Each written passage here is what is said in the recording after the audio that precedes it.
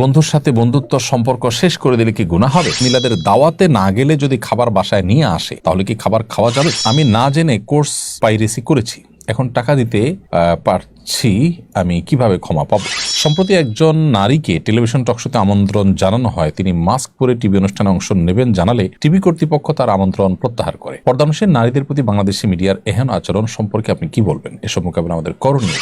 খাদেমুল মুরসালিন আপনি প্রশ্ন করেছেন, সমাজে ইসলামী বীমা নামে বিভিন্ন বীমা কোম্পানি আছে, সেগুলোতে কি বীমা করা যাবে? বীমার প্রচলিত যে ফরম্যাট আছে আমাদের সমাজে, এটা আসলে জায়েজ হবার কোনো কারণ নেই এবং বিশ্বের প্রায় সব দেশ ওলামা ইকরাম এটাকে না জায়েজ বলেছেন নানা কারণে। এখানে পারস্পরিক সহযোগিতামূলক ইসলামী শরিয়ার আলোকে বীমার বিভিন্ন ফরম্যাট ওলামা ইকরাম প্রস্তাব করেছেন। সেই সমস্ত ফরম্যাটে যদি কোনো বীমা প্রতিষ্ঠান দাঁড়ায় তাহলে সেটি জায়েজ হতে পারে। আমাদের দেশে প্রচলিত যে সমস্ত বীমা কোম্পানি আছে, ইসলামী বীমা নাম দেওয়া হয়, কিন্তু সেগুলো আসলে পরিপূর্ণভাবে ইসলামের শরিয়ার ছাঁচে, আমি যে কয়টাকে জানি অন্তত সেগুলো পরে বলতে পারি যে সেগুলো শরিয়ার ছাঁচে সেগুলো পড়ে না। তো এটি একটা জটিলতার জায়গা। সেক্ষেত্রে আমরা বিকল্প কোনো পথ, যে পথে আমাদের রিস্ক কি পরিস্থিতি বা আপৎকালীন পরিস্থিতিতে আমরা আমাদের সমস্যার সমাধান করতে পারবো, সেরকম পথ আমাদের বেছে নেওয়া দরকার। নিজের একটা সঞ্চয় থাকতে পারে, প্রাতিষ্ঠানিকভাবে বিভিন্ন উদ্যোগ হতে পারে, সেগুলো দিয়ে আমরা কাজ সারতে পারি। এছাড়া বীমা কোম্পানিগুলো দেশের প্রমিনেন্ট ওলামা ইকরামের মাধ্যমে শুধু শরিয়া বোর্ড নয়, শরিয়া বাস্তবায়ন হচ্ছে কিনা সে বিষয়ে পরিপূর্ণরূপে তদারকি করা এবং আন্তরিকতার সাথে শরিয়াকে ধারণ করার চেষ্টা করা দরকার। তাদেরকে সেজন্য আমাদের নানাভাবে প্রেশার দেওয়া উচিত, দাবি দেওয়া তাদের কাছে পেশ করা উচিত। এর পরের প্রশ্ন হলো, সম্প্রতি একজন নারীকে টেলিভিশন টকশোতে আমন্ত্রণ জানানো হয়, তিনি মাস্ক পরে টিভি অনুষ্ঠানে অংশ নেবেন জানালে টিভি কর্তৃপক্ষ তার আমন্ত্রণ প্রত্যাহার করে। পর্দানুসারে নারীদের প্রতি বাংলাদেশি মিডিয়ার এহেন আচরণ সম্পর্কে আপনি কি বলবেন? এসব মোকাবেলা আমাদের করণীয় কি? খুবই দরকারি একটি প্রশ্ন। দেখুন, বাংলাদেশে সংখ্যাগরিষ্ঠ মানুষ ধর্মপ্রাণ। এদেশের মেয়েদের বেশিরভাগই দেখবেন তারা শালীন সুন্দর পোশাকে থাকতে অভ্যস্ত, কিন্তু টেলিভিশনে যারা সংবাদ উপস্থাপন করে তাদের বেশিরভাগই দেখবেন মাথায় কাপড় নেই এবং ধীরে ধীরে তারা পশ্চিমা স্টাইলে পোশাক আশাকের দিকে তারা চলে যাচ্ছেন। আমার প্রশ্ন, একটি দেশের গণমাধ্যম, সংবাদ মাধ্যম, সেটা যদি সে দেশের মানুষের কৃষ্টি এবং কালচারকে রিপ্রেজেন্ট না করে, সেই গণমাধ্যম বা সেই মিডিয়া কি এদেশের, নাকি সেটা ভিনদেশি কোনো এজেন্ডা বাস্তবায়ন করার চক্রান্তে লিপ্ত, তাদের কোনো নীল নকশা বাস্তবায়ন করছে? এটি আমাদেরকে, অর্থাৎ জনগণকে বুঝতে হবে, সাধারণ মানুষকে সজাগ করতে হবে যে আসলে মিডিয়া নাম দিয়ে যারা কাজ করছে তাদের সবাই কি আসলে এদেশের মানুষকে ধারণ করে? যদি করে তাহলে সেক্ষেত্রে তারা তো এদেশের মানুষের কৃষ্টি কালচার, তাদের আচার আচরণে প্রকাশ পাওয়ার কথা।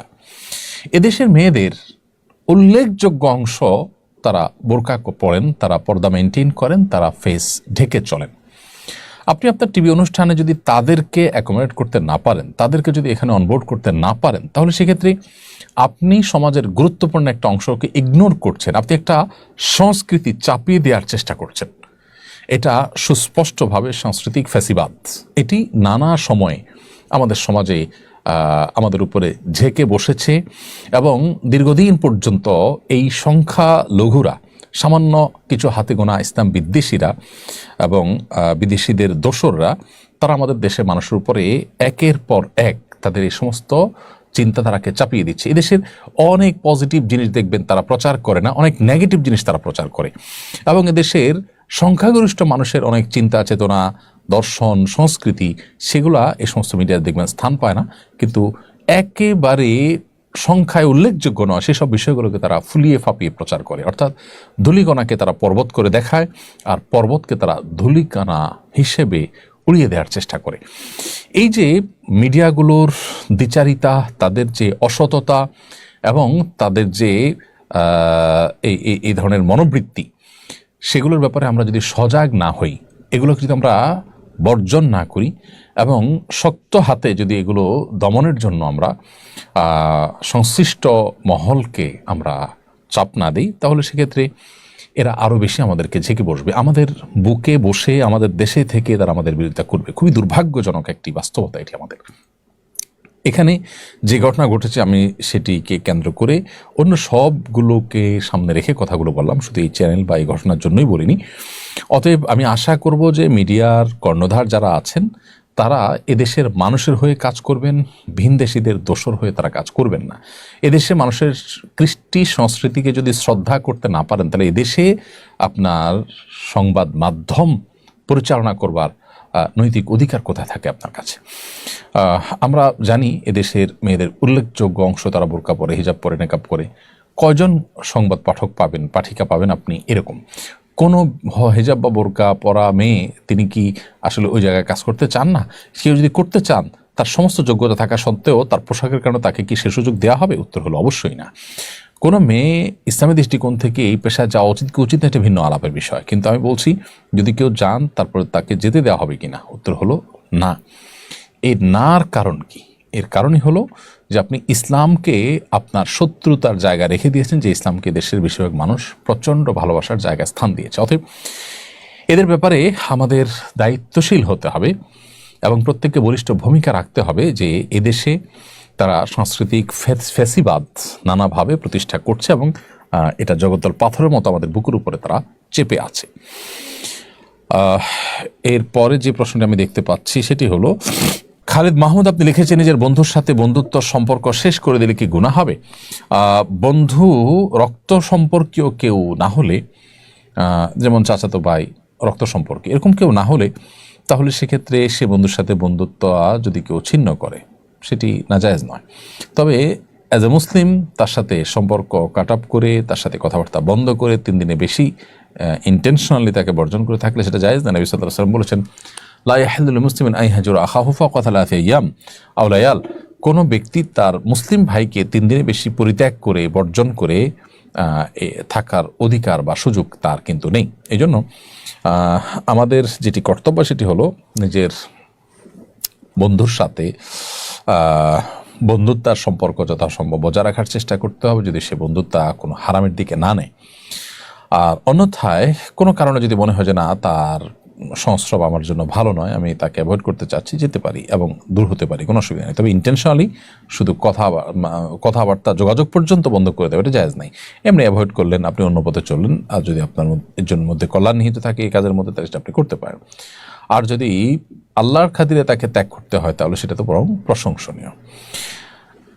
কাউসার হাবিবা আপনি লিখেছেন, মিলাদের দাওয়াতে না গেলে যদি খাবার বাসায় নিয়ে আসে তাহলে কি খাবার খাওয়া যাবে? মিলাদ উপলক্ষে যে খাবারের আয়োজন হয়, আপনি জাননি, আপনার বাসায় পাঠিয়ে দেওয়া হয়েছে, এই খাবার খেলে কোনো হারাম হবে ব্যাপারটা সেরকম না, কারণ এখানে নাপাক বা হারাম কোনো কিছু থাকে না। আপনি মূলত কোনো বেদাতের আয়োজনে সামিল হবেন না, কিন্তু সেটাকে ঘিরে বিশেষ করে যে সমস্ত মিষ্টান্ন ইত্যাদি বিতরণ করা হয়, এগুলো খেলে যে হারাম হবে ব্যাপারটা সেরকম না। এরপরের প্রশ্ন হলো, এমডি মেজবাউল হক আপনি লিখেছেন, আমি না জেনে কোর্স পাইরেসি করেছি, এখন টাকা দিতে পারছি, আমি কিভাবে ক্ষমা পাবো? আলহামদুলিল্লাহ, যদি আপনি টাকা দিতে পেরেছেন অথবা টাকা দেওয়ার সুযোগ আছে, দিবেন, তাহলে সেক্ষেত্রে তো আপনার বড় দায় আলহামদুলিল্লাহ পরিশোধ হলো। সেই সাথে আল্লাহ সুবহানাহু ওয়া তাআলার কাছে আপনি সাধারণভাবে ক্ষমা চাইবেন যে কোনো মানুষের অধিকার যখন আমরা নষ্ট করি তখন শুধু মানুষের অধিকারই নষ্ট হয় না, সেখানে আল্লাহর অধিকারও নষ্ট হয়, কারণ আল্লাহ তাআলা নিষেধ করেছেন মানুষের অধিকার নষ্ট করতে। অতএব সেই নিষেধাজ্ঞা অমান্য করে আল্লাহর অবাধ্য হলাম, আল্লাহর অধিকার, আল্লাহর হক আমি নষ্ট করলাম, সেটাও এখানে আছে। সেই জায়গা থেকে আল্লাহ তাআলার কাছে আপনাকে ক্ষমা চাইতে হবে এবং যে পাইরেসি আপনি করেছেন, যে পরিমাণ টাকা সুবিধা নিয়েছেন সে টাকা তাদের কাছে ফেরত দেবেন, ইনশাআল্লাহ দায়মুক্ত হবেন আশা করা যায়।